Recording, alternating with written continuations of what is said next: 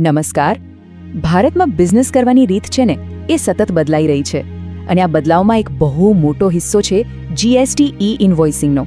આ એક એવી ડિજિટલ સિસ્ટમ છે જેણે સમજો કે ઇનવોઇસ બનાવવાથી માંડીને ટેક્સ ભરવા સુધીની આખી પ્રોસેસને જ બદલી નાખી છે. તો ચાલો આજે આને જરાક ઊંડાણપૂર્વક સમજીએ.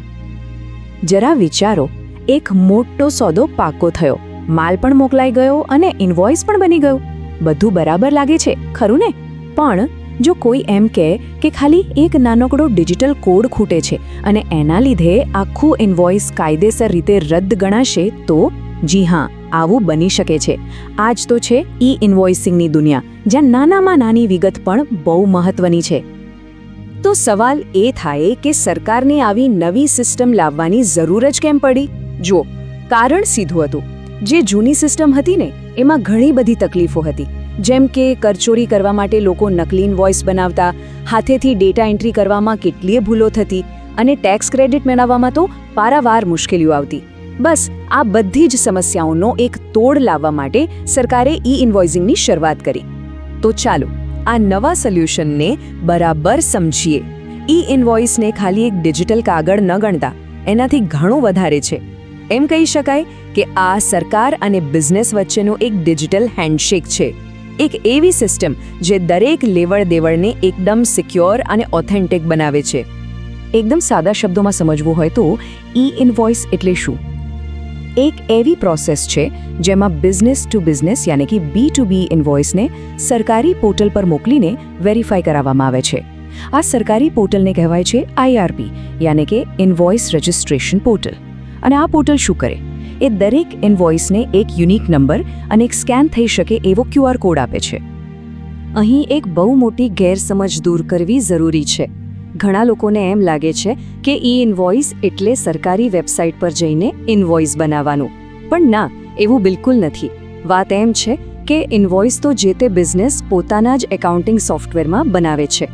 બસ એ બનેલા ઇનવોઇસને ખાલી વેરીફાઈ કરાવવા, એટલે કે એના પર સરકારી સિક્કો લગાવવા માટે IRP પોર્ટલ પર મોકલવામાં આવે છે. સારું, તો હવે જ્યારે કોઈ ઇનવોઇસ વેરીફાઈ થઈ જાય તો એને ઓળખવું કઈ રીતે? એના 3 મુખ્ય ઘટકો છે. સૌથી પહેલો અને સૌથી અગત્યનો છે IRN, એટલે કે ઇનવોઇસ રેફરન્સ નંબર. આ 64 કેરેક્ટરનો એક યુનિક કોડ છે જે એની અસલિયતની ગેરંટી છે. બીજું, એના પર એક ડિજિટલી સાઇન કરેલો QR કોડ હોય છે.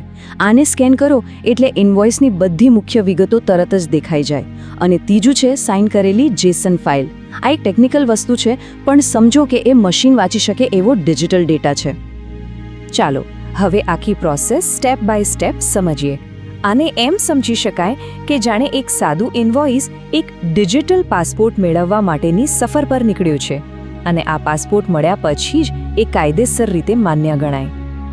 આખી પ્રોસેસમાં મુખ્યત્વે 6 સ્ટેપ્સ છે. ચાલો ફટાફટ જોઈ લઈએ. સ્ટેપ 1, બિઝનેસ પોતાના ERP કે અકાઉન્ટિંગ સોફ્ટવેરમાં રેગ્યુલર ઇનવોઇસ બનાવે છે. સ્ટેપ 2, હવે આ સોફ્ટવેર જ એ ઇનવોઇસને એક ખાસ ફોર્મેટ JSON માં કન્વર્ટ કરી દે છે.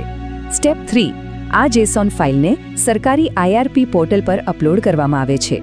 સ્ટેપ 4, પોર્ટલ આ ફાઇલને ચેક કરે છે, કોઈ ડુપ્લિકેટ તો નથી ને, એ બધું તપાસે છે અને પછી એને IRN અને QR કોડ ફાળવી દે છે. અહીં જે બધું ઓટોમેટિક થઈ જાય છે. સ્ટેપ 5, આ વેરીફાઈડ ડેટા સીધો જ GST અને E-Way બિલના પોર્ટલ પર પહોંચી જાય છે. અને છેલ્લું સ્ટેપ 6, આ QR કોડવાળું ફાઇનલ ઇનવોઇસ ખરીદનારને મોકલી દેવાય છે. સિમ્પલ. સારું, પ્રોસેસ તો સમજાઈ ગઈ. પણ હવે મોટો સવાલ એ છે કે આ નિયમ કોના માટે છે? શું દરેક નાના મોટા બિઝનેસે ઇનવોઇસ બનાવવું પડે? ચાલો આના નિયમો અને કોને લાગુ પડે છે એ જોઈએ. સરકારે આ સિસ્ટમને એક સાથે બધા પર લાગુ નથી કરી. એને ધીમે ધીમે તબક્કાવાર લાગુ કરવામાં આવી. શરૂઆત થઈ ઓક્ટોબર 2020માં, જ્યારે 500 કરોડથી વધુ ટર્નઓવરવાળા મોટા બિઝનેસને આમાં આવરી લેવાયા. પછી ધીમે ધીમે આ લિમિટ ઘટતી ગઈ. જાન્યુઆરી 2021માં 100 કરોડ થઈ, એપ્રિલ 2022માં 20 કરોડ અને છેલ્લે ઓગસ્ટ 2023થી આ મર્યાદા ઘટાડીને માત્ર 5 કરોડ કરી દેવામાં આવી છે. તો આજની તારીખનો નિયમ એકદમ સીધો અને સ્પષ્ટ છે. જો કોઈ પણ બિઝનેસનું કુલ ટર્નઓવર વર્ષ 2017-18 પછીના કોઈ પણ નાણાકીય વર્ષમાં એકવાર પણ 5 કરોડ રૂપિયાને પાર કરી ગયું હોય તો એના માટે ઇનવોઇસિંગ ફરજિયાત છે. ચાલો હવે એકદમ ક્લિયર કરી લઈએ કે કોણ આ સિસ્ટમમાં આવે છે અને કોને આમાંથી મુક્તિ મળેલી છે. તો ઈ ઇન્વોઇસ કોણે બનાવવાનું? જે લોકો B2B એટલે કે બીજા બિઝનેસને માલ વેચે છે, B2G એટલે કે સરકારને સપ્લાય કરે છે અથવા તો એક્સપોર્ટ કરે છે, એ બધાએ આ નિયમ પાળવાનો છે. પણ અમુક સેક્ટર્સને આમાંથી મુક્તિ આપવામાં આવી છે, ભલે પછી એમનું ટર્નઓવર કરોડોમાં કેમ ન હોય. આમાં આવે છે બેન્કો, ઇન્સ્યોરન્સ કંપનીઓ, ગુડ્સ ટ્રાન્સપોર્ટ એજન્સીઓ અને SEZ યુનિટ્સ. હવે વાત કરીએ સૌથી અગત્યના મુદ્દાની. નિયમો તો જાણી લીધા, પણ જો એનું પાલન ન થાય તો એના પરિણામો શું આવી શકે?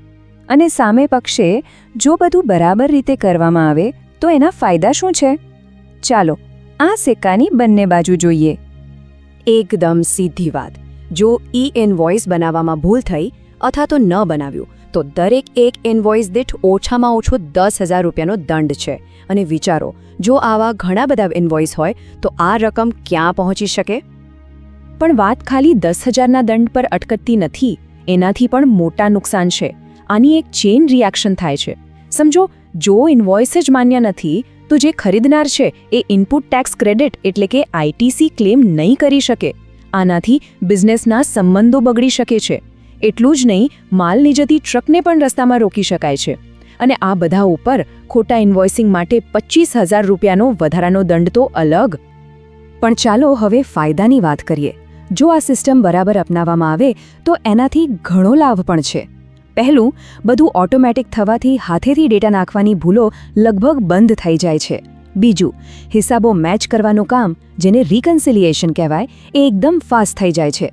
અને સૌથી મોટો ફાયદો એ છે કે GSTR1 રિટર્ન અને ઈ-વે બિલ લગભગ ઓટોફિલ થઈ જાય છે. આનાથી કેટલો બધો સમય અને મહેનત બચે એનો અંદાજો લગાવી શકાય. હવે કેટલીક એવી સામાન્ય ભૂલો છે જે ઘણા લોકો કરે છે અને જેનાથી બચવું ખૂબ જરૂરી છે. જેમ કે પ્રોડક્ટ માટે ખોટો HSN કોડ વાપરવો, અથવા તો જે ફાઇનલ ઇન્વોઇસ ગ્રાહકને આપવાનું છે એના પર IRN કે QR કોડ જ ન હોય.